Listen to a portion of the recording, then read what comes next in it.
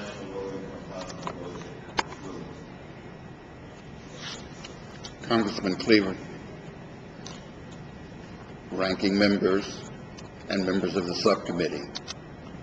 I'd like to thank you for this opportunity to testify on the effect of public housing,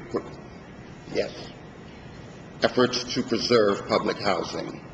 My name is Leonard Williams. I am a resident of the Kenfield Homes, a public housing development in Buffalo, New York. Mr. Williams? Yes. Yes. Is that better? Yes, thank you. Thank you, sir.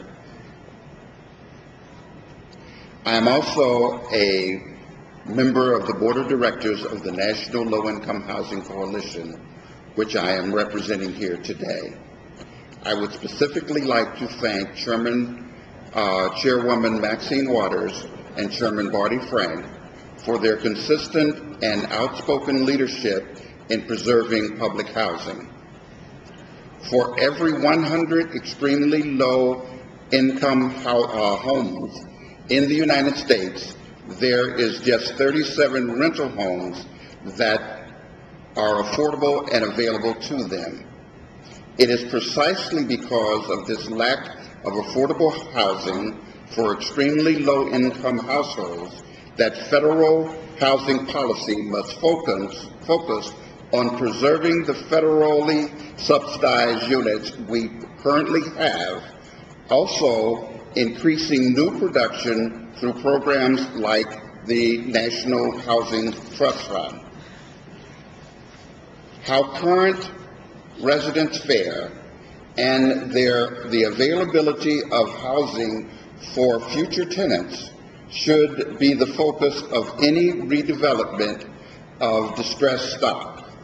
About 5.5 years ago, the Resident Advisory Board of Buffalo was able to work with our housing authority and cancel plans to demolish approximately 180 units. Buffalo's plan was to only replace 120 units, and only 40 of them being affordable to public housing residents. Buffalo has a shortage of almost 40,000 units that are unaffordable to extremely low-income families. That Buffalo's housing authority could consider contributing to this shortage is unconscionable. Unfortunately, many housing agencies has jettisoned more than 100,000 public housing units through a demo-dispo process since 2000. We support the Public Housing One-for-One Replacement and Tenant Protection Act. We are very pleased that the bill has a strong one-for-one provision. We strongly support a significant increase in the number of housing choice vouchers, but to increase housing choice voucher program while we continue to hemorrhage affordable subsidized hard units is quite unproductive. We thank the chairwoman for her continued leadership in the right to return of all residents. We think the provision to ask residents if they want to return to the original site or neighborhood could be made more meaningful if it was linked to the rebuilding requirement. We suggest that the developers be required to rebuild on-site or in neighborhoods at least 1/3 of the present housing units, and include as many as required to house all of the residents who express a desire to return to the neighborhood.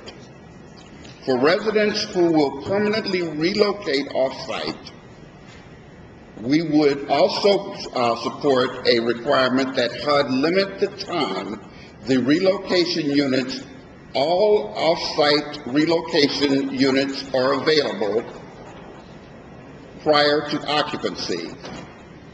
That would allow residents to move only once. We also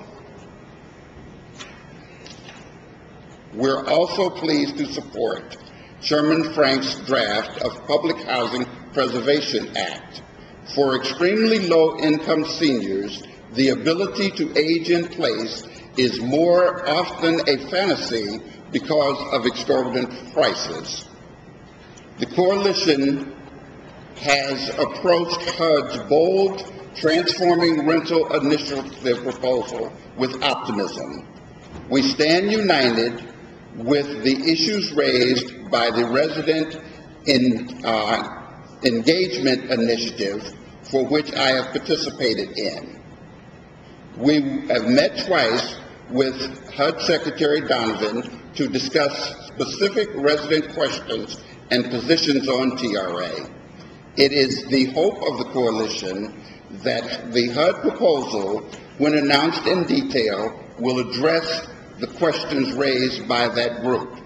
Thank you for this opportunity, and I stand ready to answer any questions you might have. Thank you very much.